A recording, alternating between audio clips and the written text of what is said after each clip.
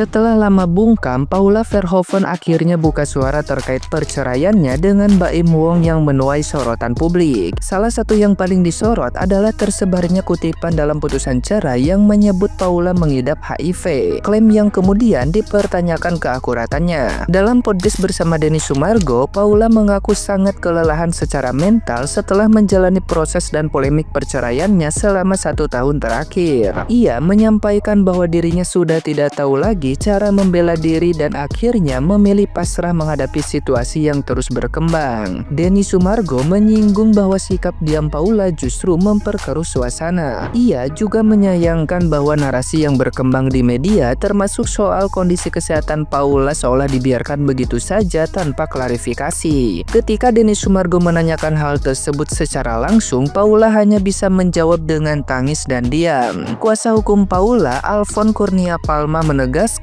bahwa pihaknya akan fokus menanggapi bagian dari proses hukum yang tidak menyangkut anak-anak. Ia juga menyayangkan adanya kebocoran isi putusan cerai ke publik, terutama yang menyangkut hal-hal sensitif dan dinilai tidak sesuai dengan fakta persidangan. Paula kemudian mengajukan pengaduan kepada Komisi Yudisial, menyusul dugaan adanya pelanggaran etika atas kebocoran tersebut. Ia menilai bahwa putusan cerai adalah dokumen pribadi yang tidak sepantasnya dibacakan secara terbuka kepada media, sebagaimana yang dilakukan oleh Humas Pengadilan Agama Jakarta Selatan. Meski merasa disudutkan, Paula menyatakan masih memiliki keinginan untuk berdamai dengan Baim Wong. Namun, komunikasi yang buruk antara keduanya membuat keinginan tersebut sulit terwujud. Ia sempat berharap bahwa dengan diam konflik bisa mereda. Namun, nyatanya justru situasi makin memburuk. Paula pun mengakui bahwa ia bingung harus mengambil langkah apa selanjutnya, menandakan bahwa proses pemulihan emosional pasca perceraiannya masih terus berjalan.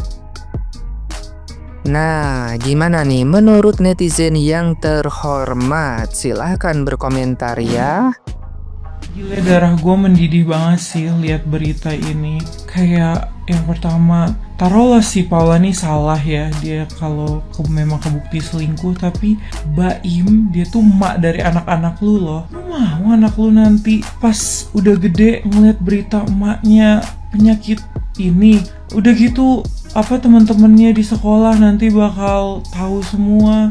Gila, lu bayangkan kalau lu di posisi anak-anak lu punya ibu yang dikata-katain gitu sama bapaknya.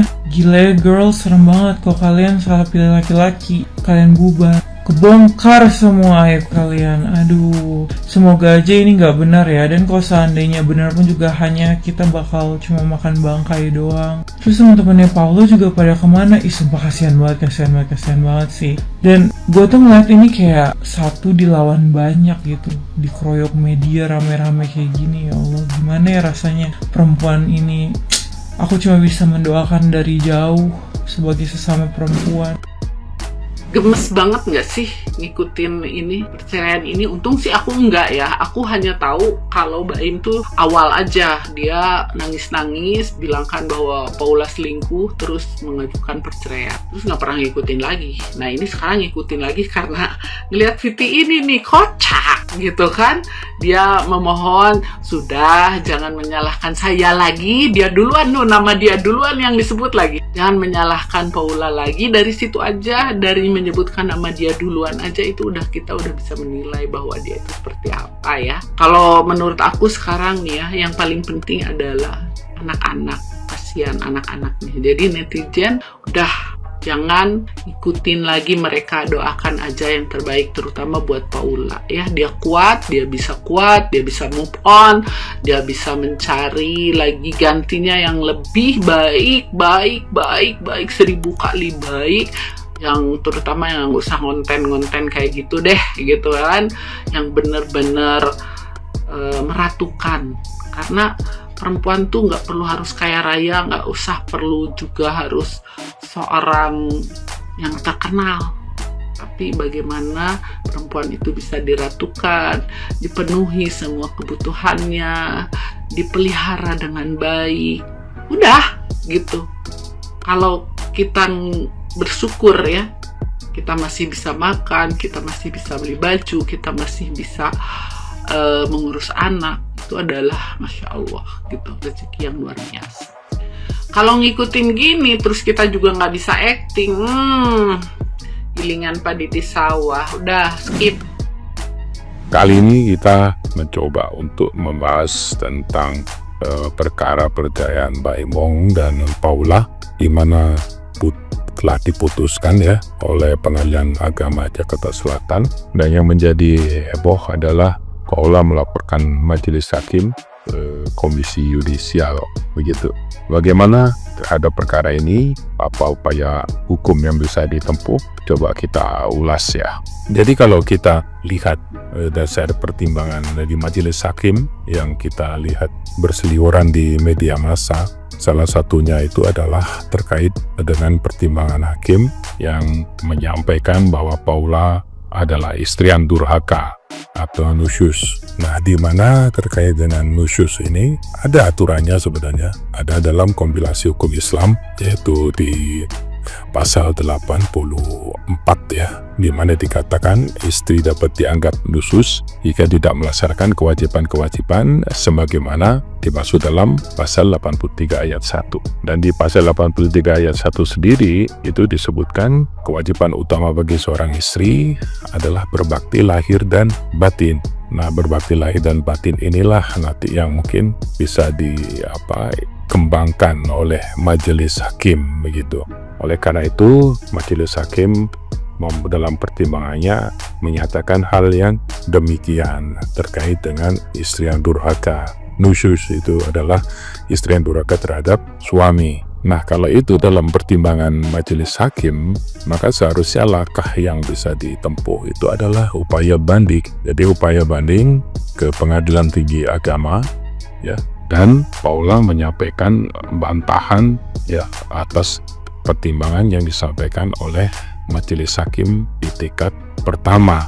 Itu kalau yang dipermasalahkan adalah pertimbangannya. Jadi hakim dalam memberikan pertimbangan itu adalah bersifat independen ya, dan bebas, tidak bisa dipengaruhi. Jika memang ada hal yang dirasa tidak sesuai dengan keinginan salah satu pihak, maka salah satu pihak tersebut bisa mengajukan banding begitu. Tetapi apabila yang dipermasalahkan adalah terkait dengan perilaku hakim atau dalam kode etik, dalam perkara ini yang saya bisa lihat itu adalah terkait dengan informasi yang diberikan oleh hakim ya, salah satu hakim yang menyampaikan terkait dengan pertimbangan putusan. Saya sempat membaca cuplikannya ya. Saya sempat membaca cuplikannya itu terkait dengan hal-hal yang ada dalam putusan tersebut. Nah, jika itu yang dipermasalahkan, maka ada kemungkinan KY akan mempertimbangkan dan katakanlah menyampaikan bahwa memang hakim, salah satu hakim itu ada ya melanggar kode etik, tapi tentunya ini udah melalui pemeriksaan ya, karena di dalam kode etik dan perilaku hakim ya, di butir 3 tentang berperilaku arif dan bijaksana, itu di butir 3.2 dan titik 2 dan 3 saya baca ini ya, karena saya khawatir ada salah gitu kan. Jadi disebutkan pemberian pendapat dan keterangan kepada publik. Yang kedua, 3.2.2 sebutkan hakim tidak boleh memberi keterangan atau pendapat mengenai substansi suatu perkara di luar proses persidangan pengadilan, baik terhadap perkara yang diperiksa atau diputus maupun dalam perkara lain. Gitu.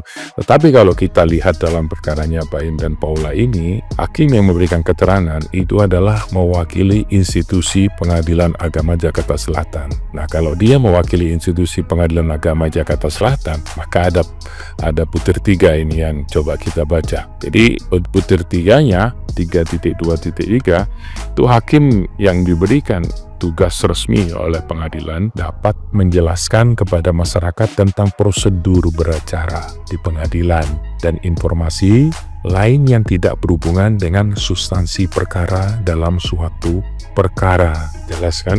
Jadi apabila yang disampaikan oleh hakim tadi selaku katakanlah humas atau juru bicara itu sudah masuk ke substansi perkara apalagi menyampaikan hal-hal yang bersifat krusial ya, seperti tadi disampaikan istri yang durhaka dan terkait dengan perselingkuhan dan lain-lain, walaupun itu di dalam putusan yang dibacakan terbuka untuk umum, walaupun ini e-court ya, tapi terbuka untuk umum. Nah, otomatis putusan itu bisa diakses oleh semua pihak kalau putusan itu terbuka untuk umum. Tapi kalau pemeriksaan ya ada yang tertutup, itu mungkin tidak bisa diakses, bisa diikutin oleh umum. Maksudnya adalah pemeriksaan saksi, misalkan pemeriksaan bukti itu ternyata tertutup. Nah, itu tidak bisa kita ikut sidang di sana, melihat ya, seperti sidang-sidang di pengadilan negeri. Tapi kalau ternyata putusannya itu terbuka untuk umum, maka semua masyarakat itu bisa mendengarkan dan bisa mendengar, bisa melihat apa isi putusan tersebut. Begitu. Tetapi terhadap hakim itu ada diikat dengan namanya kode etik begitu. Jadi bisa jadi dalam perkaranya Paula ini, hakim ya, salah satu hakim mungkin akan diberikan sanksi ya, teguran atau sanksi yang lain mungkin yang ringan begitu. Tapi itu ternyata bukan, kalau menurut saya bukan dari perkaranya sendiri, bukan dari pertimbangannya sendiri, tetapi dari informasi yang dia sampaikan kepada publik, baik dia selaku hakim maupun dia selaku juru bicara atau mewakili institusi pengadilan agama Jakarta Selatan begitu. Tapi kalau menurut saya, Paula sendiri harus fokus ya terhadap banding yang diajukan. Makanya itu dia harus mengajukan banding dan bantah itu semua pertimbangan-pertimbangan yang dirasa itu tidak benar. Nanti majelis hakim pengadilan tinggi agama yang akan memeriksa dan memutusnya. Mungkin itu ya. Jadi ada dua hal yang berbeda. Nanti bisa jadi hakimnya mendapatkan sanksi, tapi putusannya menguatkan. Itu bisa jadi demikian karena ini ada dua hal yang berbeda ya. Satu dalam pertimbangan, tapi satu sisi perilaku hakim yang menyampaikan informasi untuk publik tadi yang sudah saya sampaikan. Mungkin demikian. Semoga ada manfaat. Assalamualaikum warahmatullahi wabarakatuh.